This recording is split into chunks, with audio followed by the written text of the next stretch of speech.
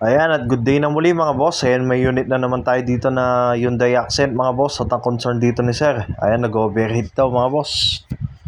Ayan, tinotrouble natin kung saan nagmumula yung tagas ng tubig mga boss. Dahil kanina punong-puno na kulang to. Ayan, ngayon na gano'n na muna tayo sa tubig galing ang dam mga boss. Pansamantala lang naman yung tubig na yan. Ititrace lang natin kung saan nagmumula yung tagas mga boss. Ayan, at kung mapapansin nyo, lakas ng tubig oh. Ang lakas ng leak niya mga boss.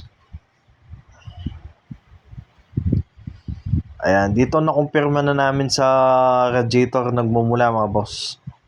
Yung leak, ayan, tinanggal natin yung mga yan. Tinanggal din natin yung bumper mga boss, pati yung condenser niya, ayan. Para may trouble natin. Kasi sa pagpapalit ng radiator mga boss, tinatanggal talaga yung bumper. Ayan, kung mapapansin yan, lakas niyan. O paano pa kung nakakulan siya, di ba? Ubos na ubos. Kaya ano na muna tayo, pansamantalang tubig galing ang dam. Yan ang muna yung nilalagay. At yan, safety nyo lang yung condenser mga boss. Ayan, dito may nagpabili ng piyesa dito sa sir. Ayan, bagong radiator na yan. Siyempre, tatanggalin natin yung mga hose. Pati yung sa ilalim, mga hose. Ayan, mga procedure lang to mga boss. Sa mga nagdi-DIY yan. Diyan mga boss, medyo critical yung pagpapalit ng radiator mga boss. Ayan, sa mga bago-bago mekaniko, ito pwede yung kapulutan ng to mga boss, diskarte sa pagbabaklas at pag-install. Ayan, panoorin nyo mga boss. Ayan, dito tinanggal natin ng buo kasama yung scrout, pati yung pan mga boss. Yung radiator pan. Pinugot na natin ng buo. Ayan, basag na mga boss. Katagalan stock pa to mga boss. Nalutong na, kaya yan. Bumuhos na yung tubig. Nalapak na. Kaya dito mga boss, ayan. Puro mga clip to, plastic clip. Ayan, si Jerry Boy yung bala dyan. Medyo i-twist nyo lang mga boss. Hilahin nyo tapos pwersa yung patas. Ganon. Ganyan yung discard dyan sa pagtatanggal ng radiator pan. Yun, ganon. Suabe, di ba? Ayan, mahugod nyo na. Oh.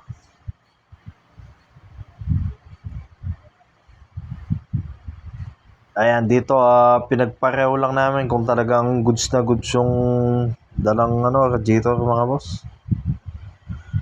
Dito sabi ko kay Jerry Boy, hindi niya kamukha mga boss. Yon, dahil bago yung isa at luma yung isa. Ayan, sa pagte-testing nito mga boss, ayan, pwede nyong i-manual kung nakita nyo yung mga buto-buto na yan mga boss. Ayan, itutok lang natin sa pinaka-bushing sa ilalim mga boss. Pag tumugma, goods na yan. Ayan, at dito ayan, tumugma nga mga boss. Ayun pumasok ng swabe yan mga boss.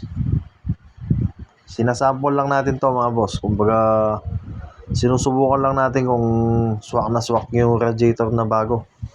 Iwasan nyo na lang magasgas mga boss dahil sa pagte-testing. Pag nagasgas yan, medyo mahirapan na tayo magsole. At dito dahil goods na mga boss, ayan, isasalpak na natin yung radiator pan dito. Kamukha kung paano tinanggal, ganun din ibabalik. Sa pagbabalik mga boss, hindi nyo na kailangan iangat. Dito, puro pababa na lang tayo. Persa nyo lang ng pababa. Ayan. Yun, ganun. Ayan, tignan nyo mga boss. O, di ba? Basta make sure yung nakasalpak sa ilalim mga boss bago nyo yung persa pababa. Ganyan na yung mga clip-clip na yan. Dito, syempre, unahin natin ipasok yung pinaka-bushing sa ilalim. Pag pumasok na yon, bago natin ipasok yung pinaka-radiator, kailangan natin ipasok yung mga hose. Lagi pasok ng pasok to mga boss. At syempre, kailangan natin pahiran ng konting silicone, beta gray mga boss. Iwas sa leak. Lalo na yung mga clamp nito mga boss, yung mga pinipiga-piga pa, hindi kamukha ng mga adjustable.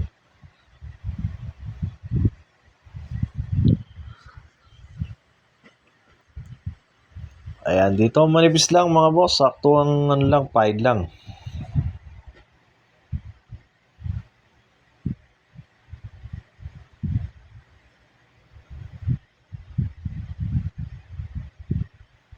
Ayan, pati kung mapapansin nyo, pati mga busina nakatanggal-tanggal dyan mga boss.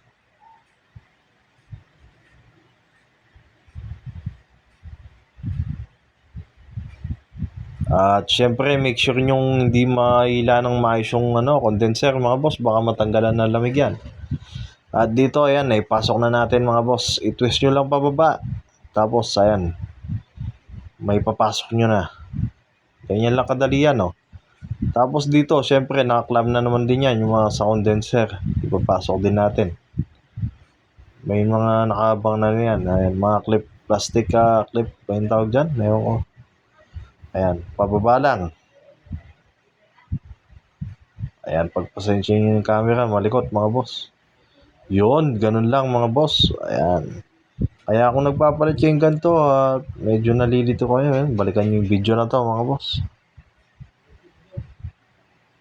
Hindi ko na na-video yung pinaka-umpisa mga boss. Sa pagtatanggal naman ng bumper, madali lang naman. Dulo-dulo lang mga boss. At dito yan. Pag naipasok nyo na naman sa ilalim, pwede nyo nang ibaba. Ganyan lang lagi mga boss.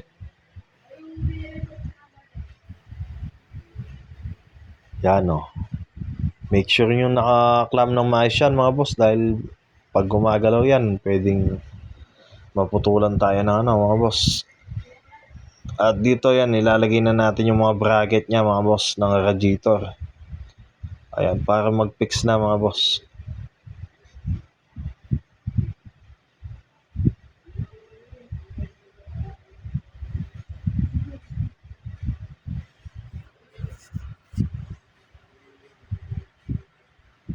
At dito ayan, sinabay ko na rin na ilagay ito dahil nailagay ko yung bracket. Yung pinaka, tawag dito mga boss. Yan,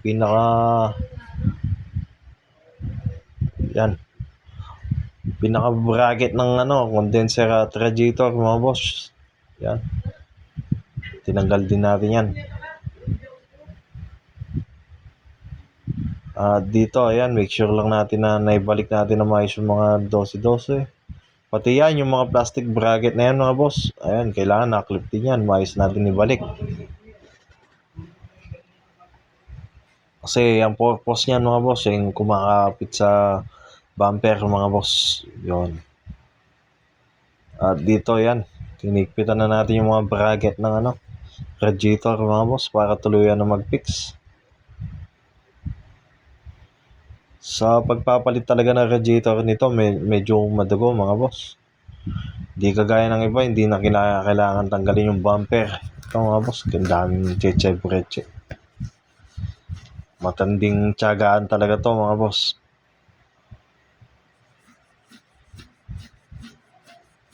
Ayan, at fast forward mga boss. Ayan, nailagay na natin yung bumper. At tamang higpit na lang tayo dito. Huwag masyadong mahigpit mga boss dahil mga plastic lang yan. Saktuan lang, yung saktong pang-cute lang yung higpit, gano'n.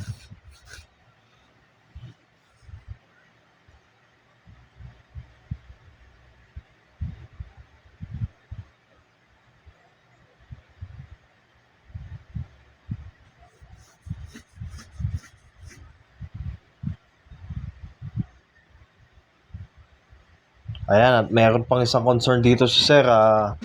Nag-check engine daw mga boss nung nag-overheat na.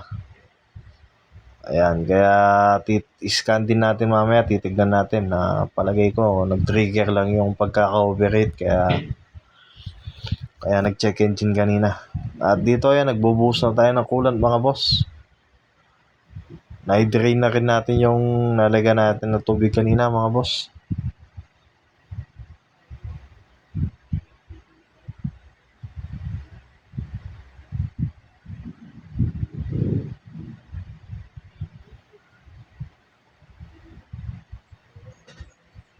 Kaya kayo na lang yung mag-adjust sa camera mga boss. Dahil medyo nakabaliktad dyan.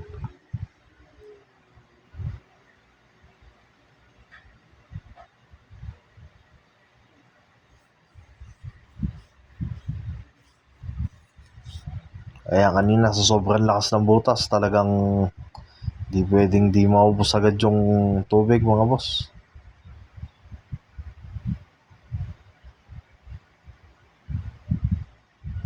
At ang laman nito mga boss, apat. Saktong apat to mga boss. Ayan, at dito ayan, pinaka-start na natin. Dahil kanina pating aircon, walang lamig mga boss. Siyempre nga naman, tumatagas yung tubig. At yan, tignan nyo mga boss. Observe nyo yung check engine. Ayan, hindi nawala.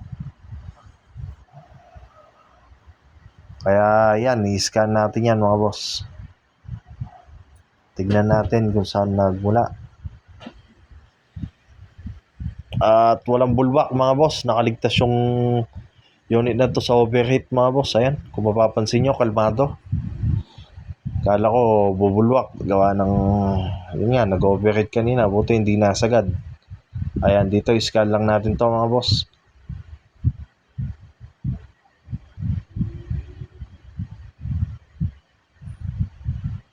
Ayan, dyan matatagpuan yung pinaka saksakan niya mga boss.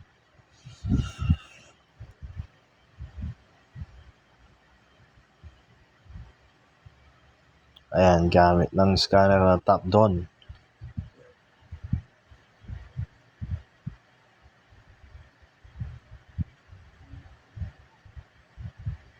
Yan, waiting lang tayo mga boss. Titignan natin kung saan nagmula yung pinaka nag-check engine niya mga boss.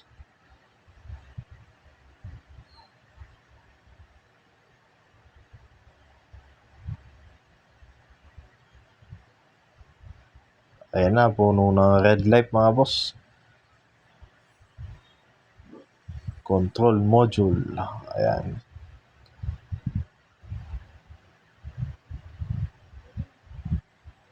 Kaya nag-trigger yung mga yon mga boss. Gawa ng nag-overheat nga talaga to.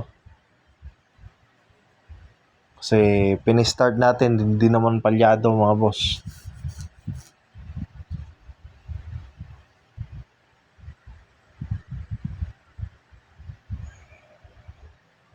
Ayan, dapat lahat kulay green para swabe yung ano niya mga boss. Ayan yung naglitawan. Yung throttle, hindi pa natin nailagay kaya nag-indicate. Tapos yun, control module. Kaya dito, i-clear lang natin yan. Nag-trigger lang yung overheat kaya naglitawan yung mga yan mga boss. Ayan, dito, ayan, wala na dito mga boss dahil nag-clearan na tayo. Clear fault code. Ayan, all goods na mga boss. Ayan, dito tamang observe na lang tayo dito mga boss. Hinihintay natin magmatic yung pan. Ayan, nung nagmatic na yung pan mga boss, ayan, unti-unti ko na binabalik yung mga binaklas kanina.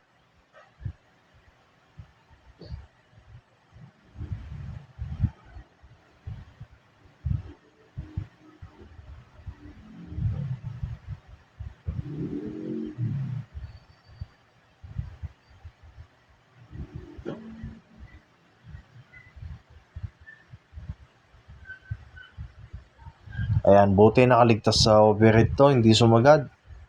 Kasi kadalasan yung iba dito, minsan may tama na mga boss. Bagong andak pa lang, susulwak na. So, buti nakaligtas. Ayan. At yun lang mga boss. Sana may natutunan kayo mga boss. Salamat sa panonood mga boss. At all goods to. Ingat po kayo. God bless.